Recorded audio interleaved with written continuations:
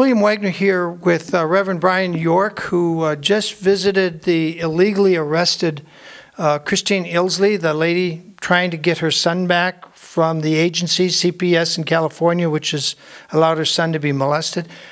What happened when you went to the inmate jail today? Describe entering. What did you see? What did you smell? What did you hear? Well, when we entered the correctional facility, it was really quite a unique experience. We entered the building. We had to wait for about a half hour before we got through the gray doors. There was some condiment machines, you know, snacks, and they were all in disarray. They yelled at everybody to stand in numerical order, and then they called out, you know, the numbers. There was 3 duty guards behind the office desk. And then we came up, and I had my Bible with me, and of course I'm Reverend Brian W. York. I had a friend with me, her name is Gina. Got to the elevator, went up to the 2nd floor, and it was gray, and the floor looked, you know, really kind of, you know, sticky, and the walls were, you know, kind of, you know, yucky. And we finally got into the room where it's stainless steel and glass, and they had this kind of caulking that was white and cracked, and it was sticky, kind of like, you know, everybody had sweated all over the surfaces. And the phones that we spoke on to Christina Illsley were crackly and fuzzy in the sound. Christina Illsley said to us that when she first got there, for a while, she was held in this holding tank with a woman that was in a wheelchair. She was, you know, on her period for a while, this woman, and she needed some new underwear, and she was told to wash in the sink because she was on her period.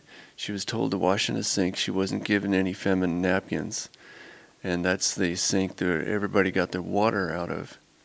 You mean drinking water? Drinking water, yes. So Christina Illsley and this other woman were in a holding tank with feces, excrement, blood, and urine for at least about 5 days without any. Christina Illsley has a medical condition. She's disabled. She has a neck condition. When it inflames, the pressure is put on her nerves in her neck, which paralyzes her. And she was temporarily paralyzed, I do believe, in this holding cell. One of the duty guards didn't believe her. His name was Carlos, I do believe. Kept on not believing her and pulling the blanket off of her. Just very, very poor treatment. She's in possession currently of a habeas corpus. She needs to file that, and so she can get out of jail or at least make an appeal. I'm scared for her. Did she say who the guard was that pulled her blanket off? Yes, she did. Did she give a name? Yes, she did. What was the name?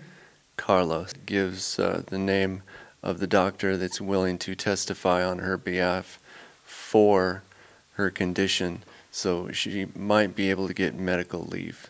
Was her eye still swollen when you saw her today? I noticed some puffiness and some discoloration out the side of her right eye. It was not looking well. She said she was, you know, feeling better, but I could tell that she was not. How was her spirit? Her spirit was well. She said she'd only taken a shower twice there.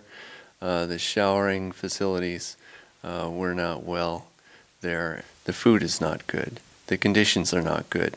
It's not clean. Living in squalor. And this is the Los Angeles County Women's Detention Center. Yeah. In Linwood. Yeah, correctional facility. And she's been convicted of nothing. Convicted of nothing. And her public defender pretender has gone where? Out of the country on vacation to somewhere, parts unknown. And did she know what his name was? And the fact that they had stolen her son anyway in the first place, thinking that they would get, you know, a cash cow Social Security thing, and when they figured out finally that he wasn't the cash cow Social Security benefit kid, started going after her for it, and it all turned sour on them. So they had to axe to grind, and this was the perfect way to get back at her. They had, she was telling me about a human health service worker that had been a counselor and had molested several young boys by oral copulation, and that he had got $100,000 bond, and he's out. Has never molested any children. She's trying to get her son back from Child Protective Services that have exposed her son to child molesters, but yet no, she's still sitting in there for fighting for her child. And also the fact that it's in retaliation that they have her there. Stuart, who didn't even get in to see her.